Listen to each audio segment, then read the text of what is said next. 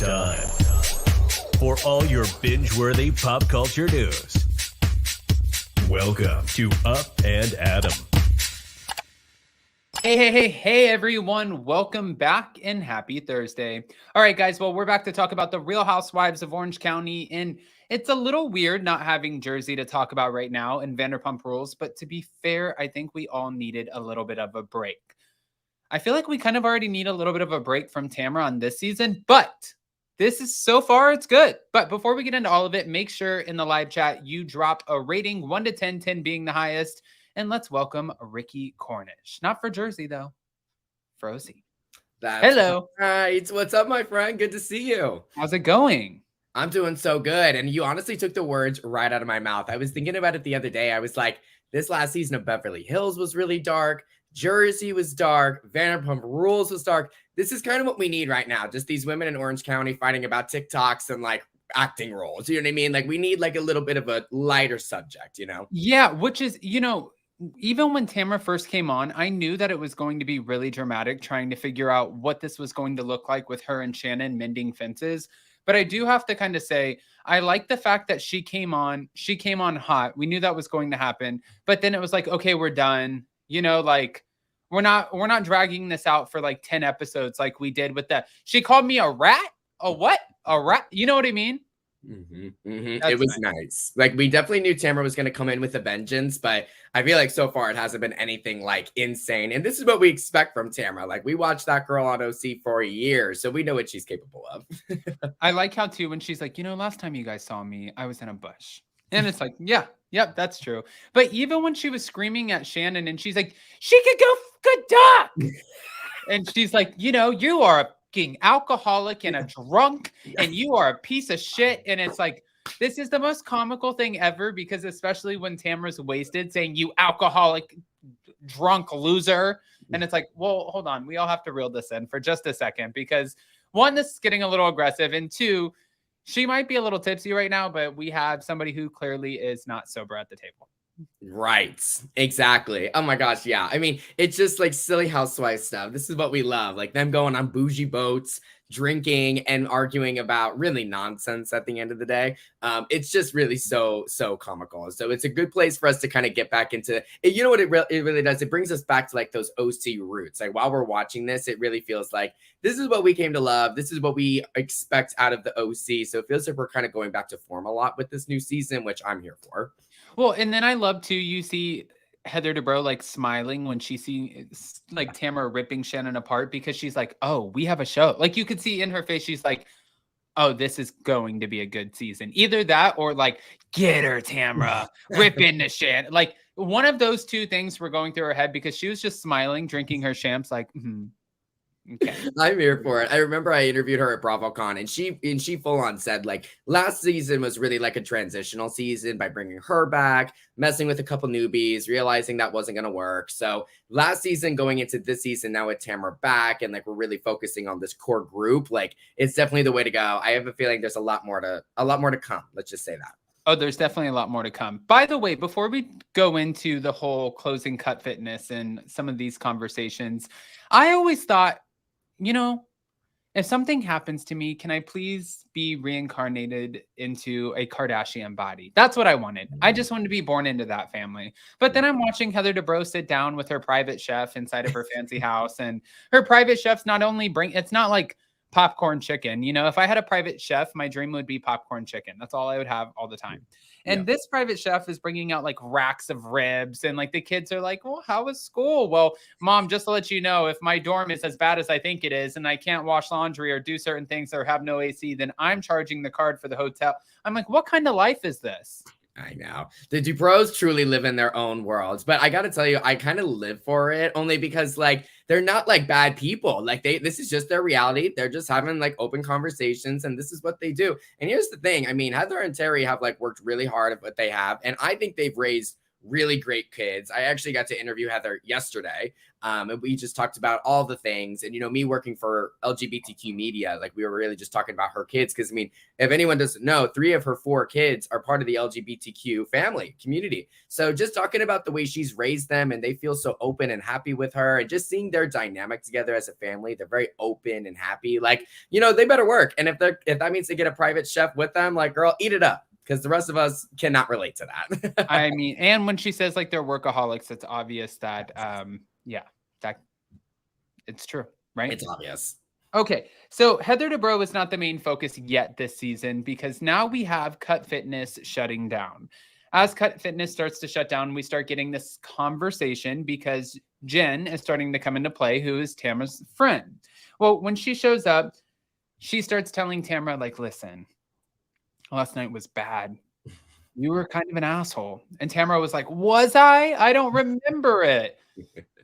Okay, well, this is bringing us to the last time we saw you. You were in a bush. This time you were about to jump off of a boat. So that's great.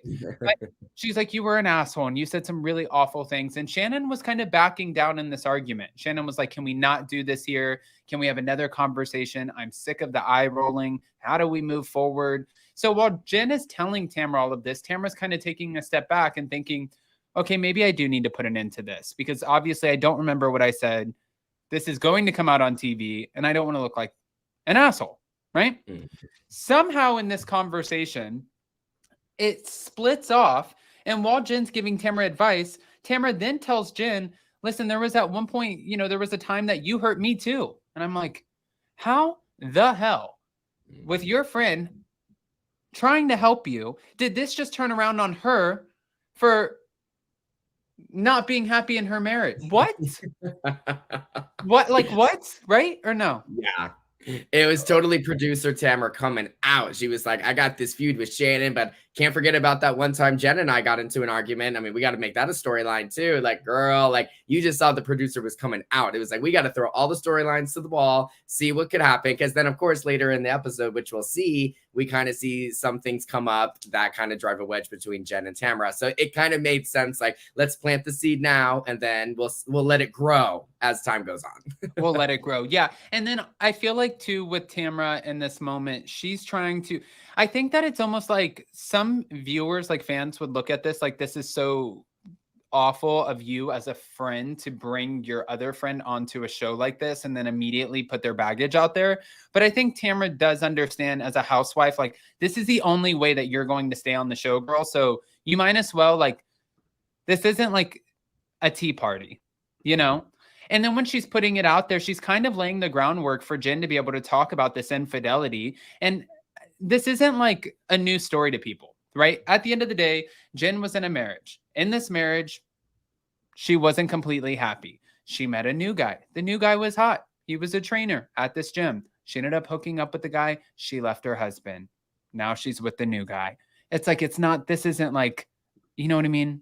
Mm-hmm. Absolutely. It's not a new story. It's not a new story. And what I like about Jen is I feel like she's coming onto the show and she's not afraid of anything. You know, I think a lot of times these housewives come on and they know that they have a past or they know that they've had a rift with a certain housewife or whatever, but they hope it doesn't really like come up. But as we know with housewives, everything is bound to come up. And if obviously not everything, but most things come up. And what I think is great about Jen is I think she knew that this infidelity was going to be brought up. She's coming onto the show through Tamara, who is her friend, but this friend and her have also had problems in the past. And knowing Tamara, like we know Tamara mentions it all. Like she's not afraid to like bring up certain things. So I think Jen came onto the show ready. And I think a lot of these other newbies are not really ready when they come onto the show, especially when they do rely on the person who technically brought them into the group. But I think Jen was ready to go. Like she's not backing down, which I'm excited about. Yeah. And also, you know, I've never been put in the situation where I have had two friends who I've known as a couple and one of them started cheating with another one of our friends and been like, oh, I don't know what to do with this information. I would imagine that it would put Tamara in a tight position. But let's be honest, girl. It's not like if we didn't have cameras around, we wouldn't even be having this conversation. You know what I mean? Right. Like, why bring it up right now of all times? Like, come on. Exactly. Okay. So I want to take this over to Gina for a second because we're done with you, Tamara. But Gina is now, I was talking to Jason about this last night. Jason does not find Gina to be like the most polarizing housewife.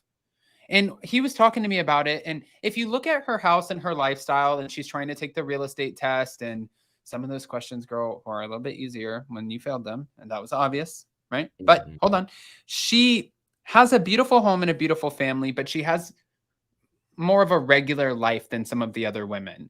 And it kind of takes me back to like Leah McSweeney on the Real Housewives of New York. When she came on, she didn't have this opulent lifestyle or this huge townhouse or a Hamptons home. She had a very normal lifestyle that a lot of us could probably relate to more than a mansion on the Upper East Side, right? But then people didn't like that because she was too relatable. And I think that's Jason's complaint about Gina. I want to hear what your thoughts are. Yeah, it's funny. I kind of feel bad for Gina because I think she gets like so much unnecessary hate on social media. I mean, have you seen some of these tweets where like the real reason she couldn't go on that boat party is because she couldn't get her shift covered at Chili's? I mean, like, have you seen like those tweets? Like, people are so shady. I remember I saw another tweet that was like a video of two people getting engaged at McDonald's, and people were like, "It's Gina and Travis." It's so messed up. Like, I mean, I feel bad, but it's like, listen, we have to give it to you too, though, girl, because you are one of the youngest, and you're also, it's commendable. Like, you own your townhome in Orange County.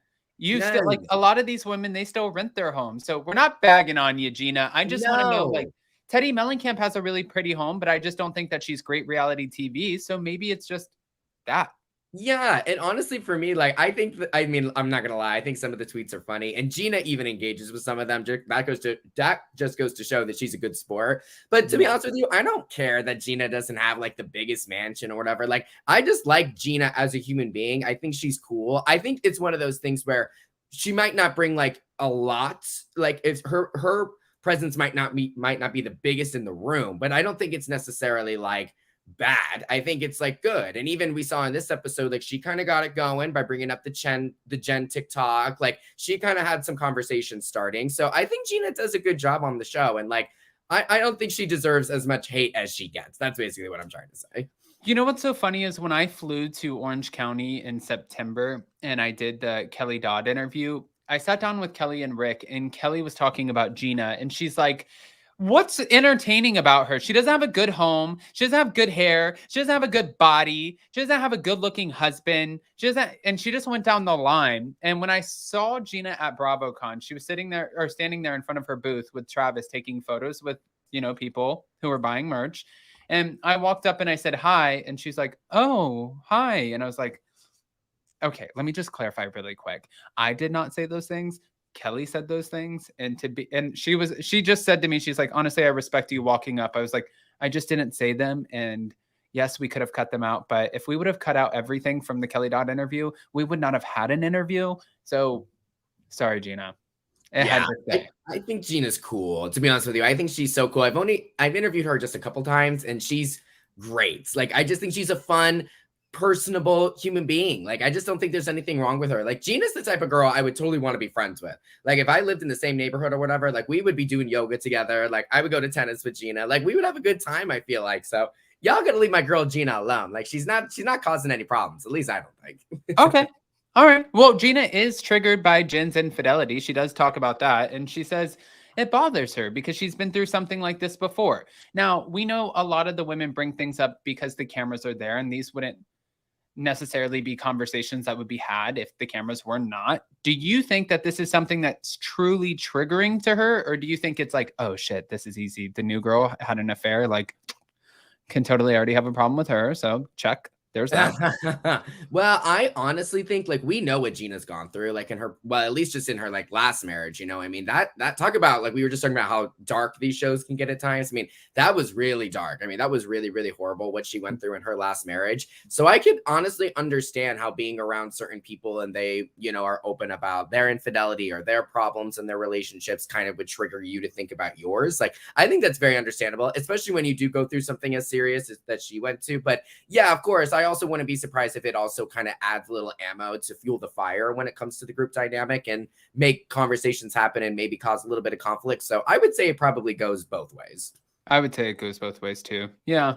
Yeah, no, I agree with that. All right. So now let's pan over really quick because Shannon ends up going with her now ex-boyfriend, John Jansen, to go shop for crystals. This is so funny to me because it kind of takes me back to Kim Zolciak.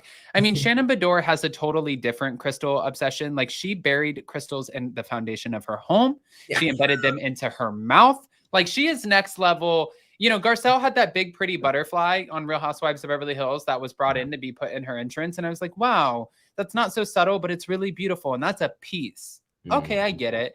You know, and then you have Kim Zolciak, who's like, I'm spending tens of thousands for all this good energy. And her husband's like, you get out of my house, you asshole. So I'm like, well, that's not working. And then we have Shannon over here in the crystal shop and she gets a phone call. And Tamara calls on FaceTime and she's like, listen, I want to apologize. I'm sorry. Can we just move forward? I don't want to fight with you anymore. And I think Shannon's like, I was planning on getting tequila after the crystal shop. Did I drink before this? Yeah. Right? Because like, what are you, Jekyll and Hyde? The other day you were telling her that she can go duck. Right. And given the fact that y'all haven't talked in like 2.5 years. And so now you're trying to like make things happen, but obviously it's a mess every time y'all get together. And now she's on FaceTime apologizing for everything. So it's like, where are we? I don't know what's going on here. She went from like go duck to Shannon, you are a fucking swan, you self-sufficient queen. Period. Like, what? Okay. All right. So let's now go over and talk about Emily Simpson for a second, because Emily, dynamics are changing a little bit for her and in her house. When I was at BravoCon 2, I talk about this because I thought it was interesting. I was talking to Emily and I forgot, it was one other person. It was at Andy's Legends Ball. And her husband, Shane, walked up and introduced himself to me and said, hi. And I was like, oh, hi, nice to meet you. And I said, I know exactly who you are. And he's like, man, I just want to let you know that I watch your YouTube. And Emily started laughing and she's like, yeah, he sees everything that you're putting up. He's like, I'm always in the live chat, but I never want to write anything because I don't want people to know. And he was the first husband out of like 4 that came up to me. And I'm like, oh, you guys want to know? You guys are like on it. You want to know what people are saying about your wives. Okay. Yeah. I mean, which mad respect. I don't blame them for wanting that at all. I mean, listen, they get the good and the bad, reactions and attention when you're on a show like this. And, of course, a husband's going to be protective of his wife from like some crazy stuff that might be out there. So props to him for even admitting something like that. Because, some people might feel some type of way about saying that. So the fact that he had no problem telling you that, mad respect. Yeah. And he's actually like, he's a really great guy. And in person, like you could tell he's just really like, I mean, it's interesting because on the show at the very beginning, he got such a bad rap, like people did not like him. Little dork, or what did Kelly say? Yeah. She's like, she's a little bitch. Yeah, you pussy. Yeah, a little pussy. And it's like, oh my God. And she's like, that little man over there. Yeah. And Emily's like, who? My husband? She's like, yeah, hit me. I'll fucking kill you. Yeah. Do you remember?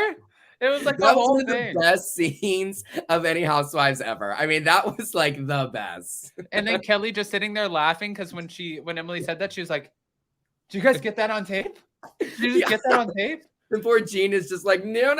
Like, it's just a mess. Gina's like, we're not doing this, please. Can we not kill Shane? And Shane's just sitting there laughing like, just vibing these are out. the people you want to. And Shane also, like, mind you, when Emily goes over to Shane's parents' house, like, they obviously come from a shit ton of money. They have there's this whole background to them. And Shane didn't work for a while because he was constantly trying to take the bar, which I'm not shooting that down. I've never gone to school for law. I wouldn't imagine it would be easy. And I probably would never pass the bar. So me neither. Congratulations to him. And the fact that now he gets to go and be the breadwinner. And Emily, like she said, be careful what you ask for. Now she's stuck at home with 3 children. Oof. I know. I actually was not expecting that from her, to be honest with you.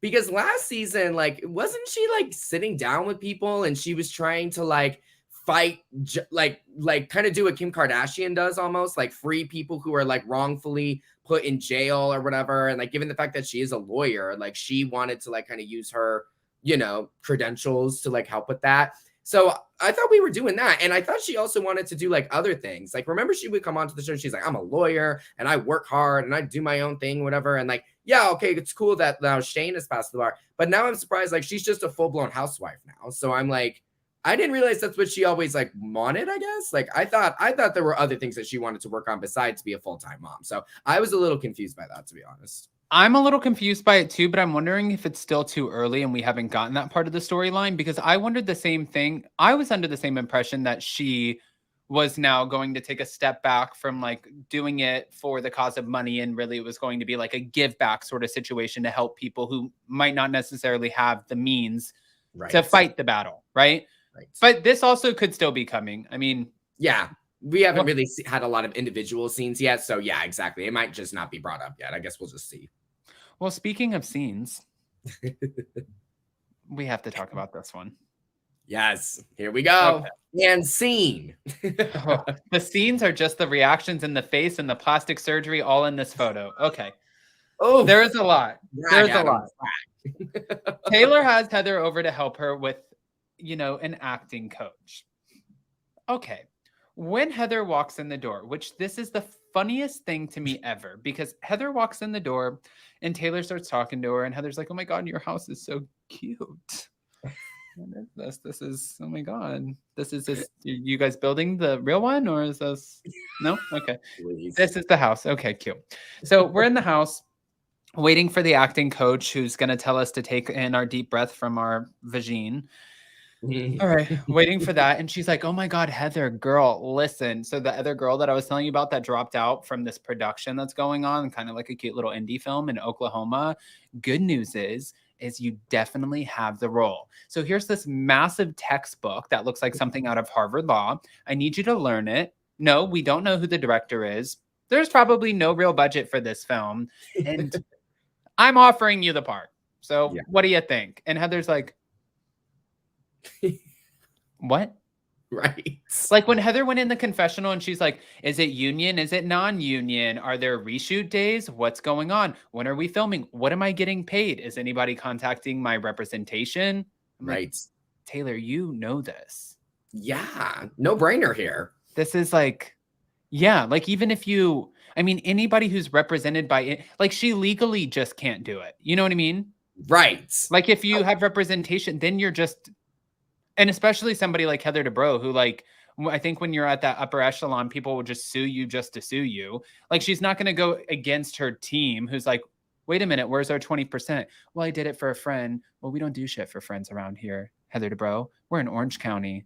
Actually, we step on our friends to get to the next level. That is what we do. We don't do things for them. We step on them until we get to the top of the hill.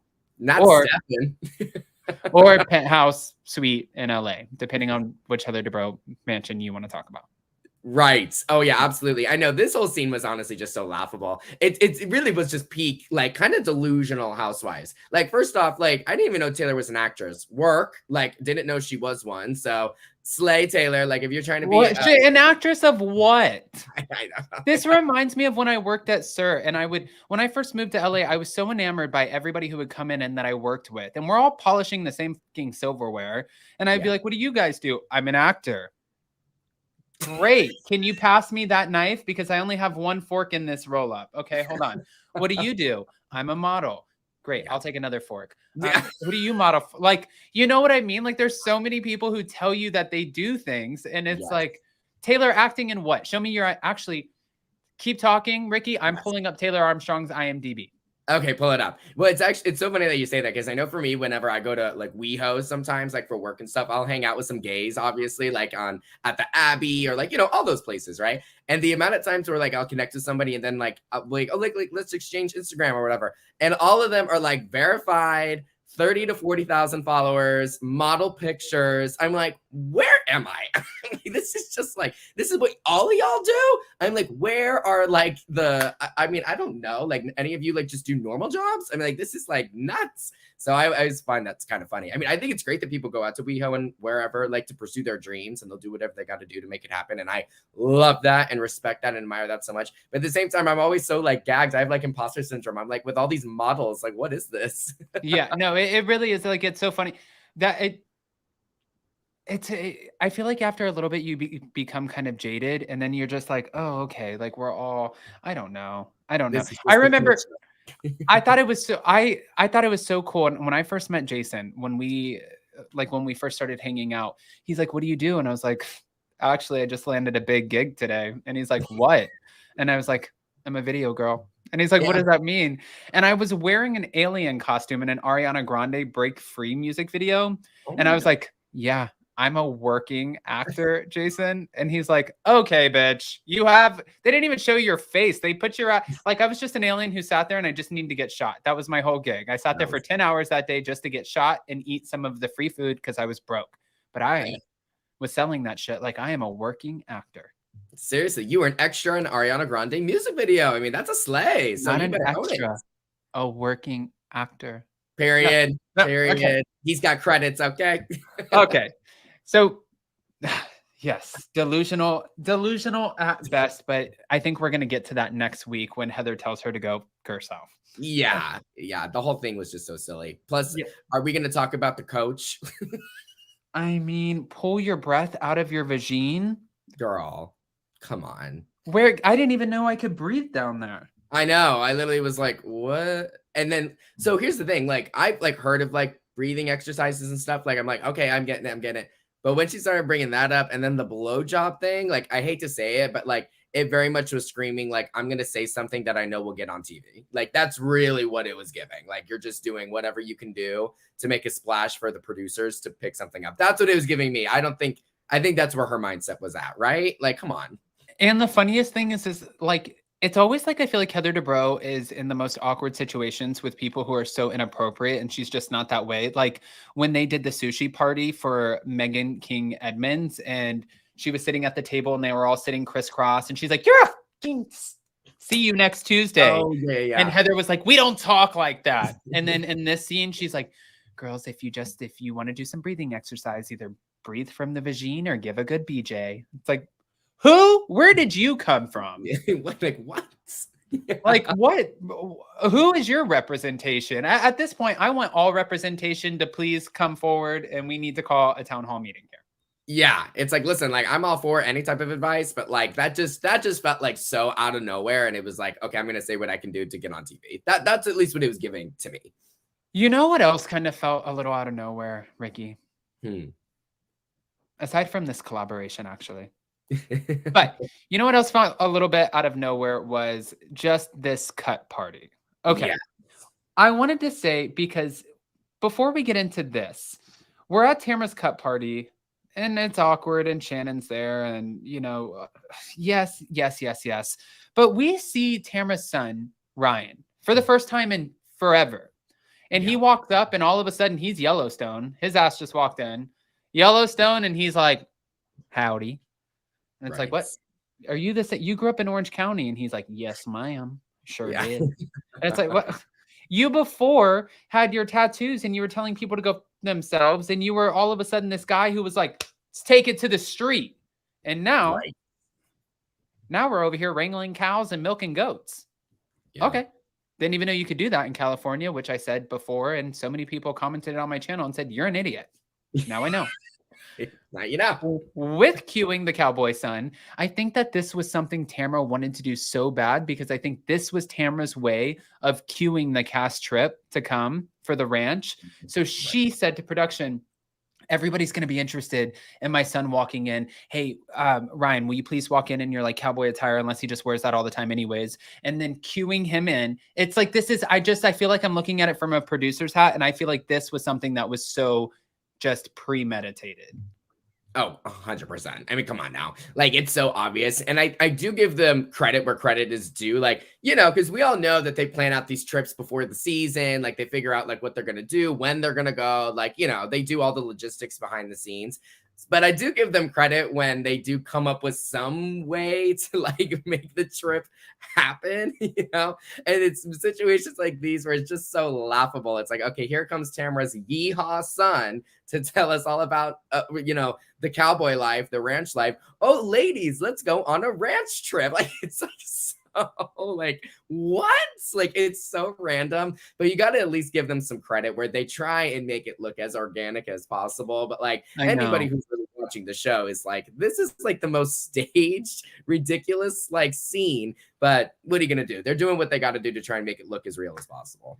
You know that the other housewives too, because they all do at the beginning of the season before starting. And I learned this from Monique Samuels, but they all put in for a cast trip, like you said, and they all suggest somewhere and they give a reason as to why. And then production comes back and they think, okay, well, you know, if we fly them overseas, how much is that going to cost? Like it's all business, right? So they weigh it out. And I'm sure Heather Dubrow, Fancy Pants, was like, listen, Capri, Prague, let's go somewhere glamorous. And they all pitch something. And then we have Tamara who's like, let's go to the country, maybe even Wyoming. And they were like, perfect. That's going to cost us nothing to make. You, Heather Dubrow, you don't get to go to Capri because last season we put all our money and eggs in your basket. That got up. So yes, Wyoming it is. Ladies, grab your oranges and your Louis Vuittons. Yes. Well, you know, to be honest with you, I think it's like refreshing when they go on trips like these because like, yes, of course, like it's the Housewives and we're not surprised when they go out to these like glamorous vacations and stuff. But like, how many times are we going to see these Housewives go to Mexico? You know, how many times are we going to see them go to like Miami or like New York or, you know what I mean? It's like, so I think it's kind of refreshing when they go to places that we wouldn't normally think of. Like how many of us would expect Housewives to like take a trip to a ranch? And what's cool is like, there's not a whole lot. Well, I mean, I'm sure they'll find some kind of activities to do, but like, in general, they're not going to be like shopping. They're not going to be doing like all the bougie activities. Like they kind of are forced to really like spend time together doing some crazy stuff. So I think it results in some good TV potentially. Okay. So we're being optimistic. Yeah, it's very much so. Okay. Well, being optimistic, we also have Shannon who's shaking in her boots literally as she gets out of the car and she's like, where's Tamara? And she goes and finds Tamara, and Tamara gives her this awkward hug where she's crying, but Tamara's already 3 sheets to the wind. So this was easy, Shannon. You got off easy on this one. And when Tamara hugs Shannon, Shannon just looks around like, am I being punked? Yeah. Is she going to stab me in the back right now? What's happening? And you could tell Shannon was like, all right, now I get to let loose. Like this is, Shannon almost looked like this was too easy. Why? Like what's wrong here? But then we're all of a sudden, you know, kind of like all talking. And then Gina walks over to Heather and she's like, oh my God, what do you think of the new girl, Jen? Well, just to tell you, girl's a cheater. And I was looking at her social media and she is insensitive. She's an insensitive witch. What? So Heather's like, oh my God, what happened? Show me. She's like, turn it down. So she pulls up the social media and they're dancing to the celebration of keeping her yoga studio open. Now, they filmed this forever ago. So Jason even said, why are we talking about the pandemic? And I'm like, you have to think about when they filmed it. Like it was still on the tail end in California. Yeah. So, you know, they're doing this and Gina brings it up and Heather's like, table that. This is not the time. Gina is messy as hell for bringing this to the table. This was total like, I'm going to be messy. I'm going to earn my spot this year. There was no reason to bring this up. Emily hit the nail on the head. This is out of character for Gina. There was no reason. I thought it was harmless. It wasn't a big deal. And Tamara, she fed off of it in 2 seconds because she was like, oh, good job, Gina. Bitch. And it's like, wait, what? Hold on. Everybody here, calm down. Yes. But also, I don't think it was out of character for Gina at all. She did this last season, like at the premiere party or at the premiere at Heather's sushi party or whatever, when she went up to Heather and was like, just so you know, like Shannon's saying this about you and I don't feel comfortable being in this house with you, with her, like blah, blah, blah. So I don't understand why the girls are gagged that Gina is starting problems. This is what she's done before. So if anything, I was not surprised at all when Gina brought this to the table. I'm like, yeah, she did this last year. But the thing is, like, I think last year when Gina brought it up at Heather's house, I don't think she was trying to be like as messy as she was being here. Like this was very much obvious. Like I'm going to this party. I watched this TikTok. I'm going to bring it up to Heather and then I'm going to like, it was more so like Gina kind of came in like with a plan. Whereas I personally feel like last year she didn't really think it was going to be like a huge disaster the way it planned out. She didn't really know Heather. Like, you know, I think she was kind of just like feeling it out. Yeah. This was, I mean, she came into that party. She went right up to Heather and said, look at this TikTok. Like she knew what she was doing this time around. Oh, she was like, yeah, for sure. 100%. She came in with a plan. And you know, it's funny, Emily even throwing her under the bus saying, I don't get that. And I'm thinking while I'm watching Emily 50 question Jen about the infidelity, like saying, okay, let me be honest with you, girl. You and when you started having sex with your man, that timeline is not adding up to me. I would be like, who are you? I don't even know you. First of all, I don't owe you anything. Secondly, don't care. And third, I am in the middle of a divorce and this is the man that I'm with now. So really, Who Wants to Live in the Past? You know, Emily? Yes, it was very much giving last season. Like when Emily was sitting down with Nicole, remember? And she was like, "You should have told Heather that you sued Terry and blah blah blah." And Nicole was like, "Okay, I didn't even ask for your opinion." And like, Yeah. remember, like, so this is very much exact, like it's parallel. Like they're doing the same thing to Jen this season. Like it's literally the same event and everything. If you were to like like really take a step back, so I think it's funny. I'm like, Emily and Gina are just doing exactly what they did last season. They're up to the same tricks. All right.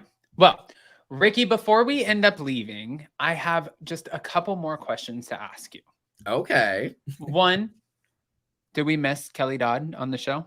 Okay, so here's the thing. When it comes to Kelly Leventhal, so do I think Kelly Dodd Leventhal, Ricky, give me a break. She's going to love that, by the way. I'm sending this. I'm going to screen record it and I'm sending it. Go ahead.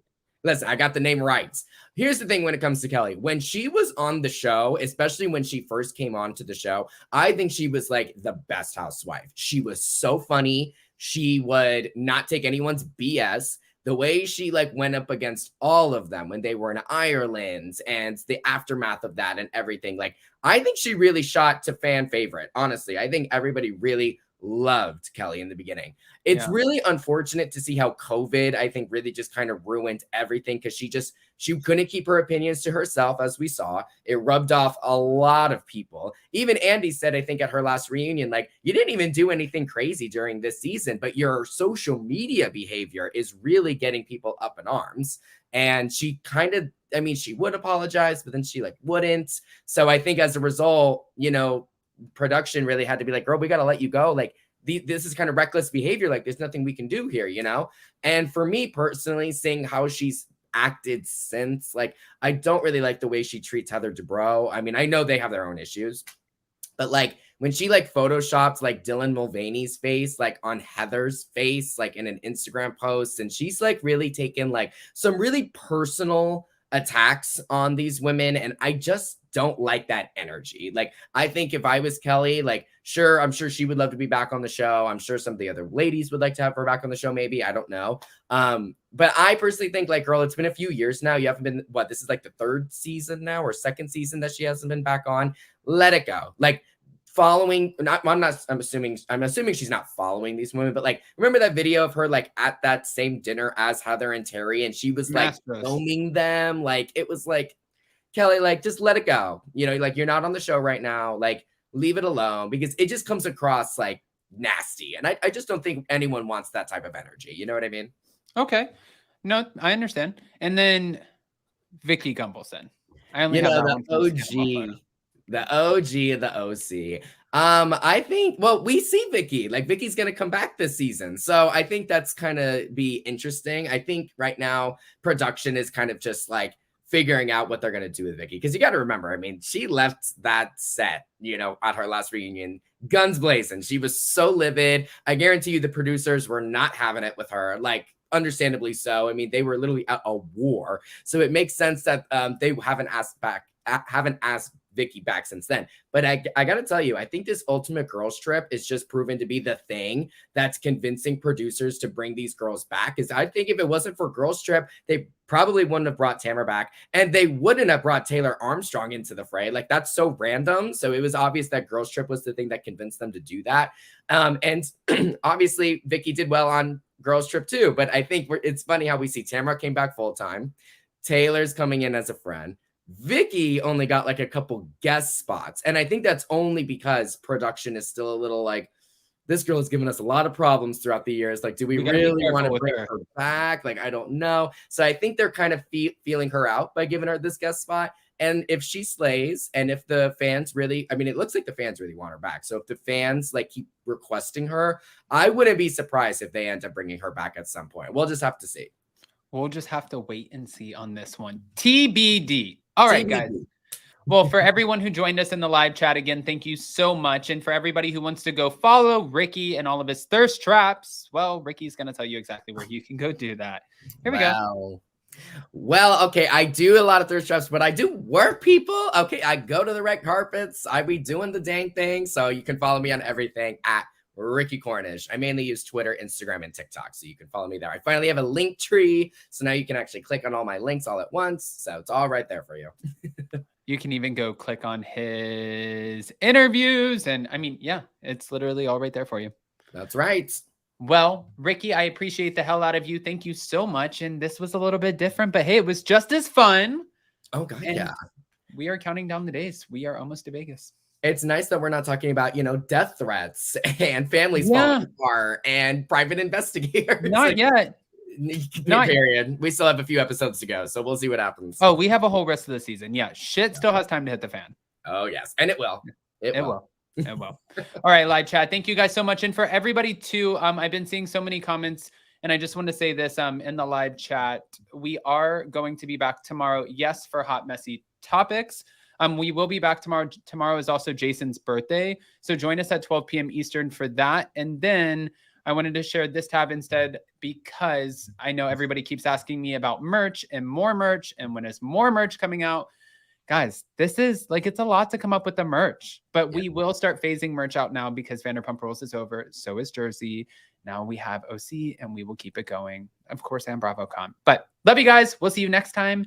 And I hope you have a beautiful rest of your week. Bye. Bye.